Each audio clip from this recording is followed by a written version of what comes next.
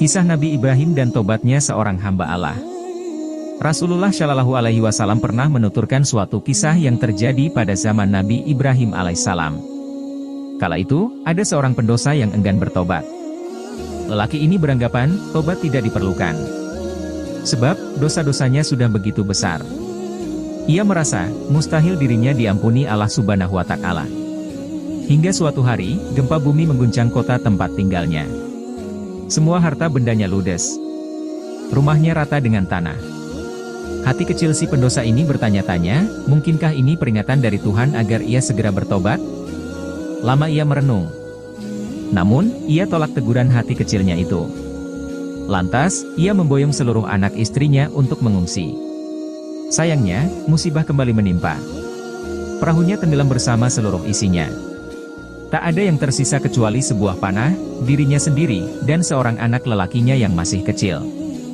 Inikah peringatan Tuhan agar aku segera bertobat, pikir dia. Namun, ia bunuh lagi pikiran itu.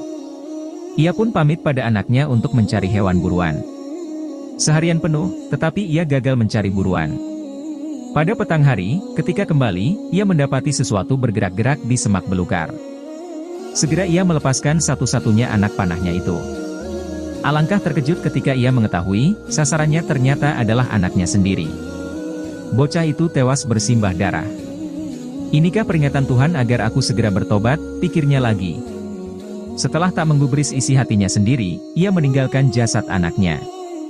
Ketika ia sedang beristirahat, tiba-tiba serombongan pasukan kerajaan melintas. Mereka mencari seorang pembunuh. Begitu melihat dirinya memegang busur berlumuran darah, mereka pun menangkapnya karena mengira dialah yang buronan. Dipotonglah kedua tangan dan kakinya. Tragedi terakhir ini membuat ia yakin harus bertobat. Dengan kedua kaki dan tangan yang buntung, ia menghadap Ibrahim. Wahai Nabi Ibrahim, jika sekarang saya bertobat, masihkah Allah menerima pertobatan saya? Ibrahim bingung, sampai Allah memberi wahyu bahwa sepanjang hidupnya Allah selalu menyayanginya. Berbagai tragedi yang menimpa dirinya adalah wujud kasih sayangnya.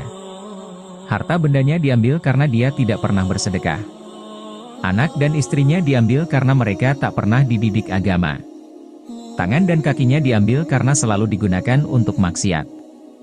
Semua yang diambil Allah itu kini tengah menunggu, asalkan dia tak terlambat bertobat. Katakan pada dia, Ibrahim, pintu tobatku selalu terbuka untuknya, asalkan dia tidak terlambat, kata Allah. Ibrahim menceritakan wahyu tersebut dan sang pendosa pun menangis mendengarnya. Ia beristighfar dan bertobat, dan sejenak kemudian ia mati di pangkuan Ibrahim.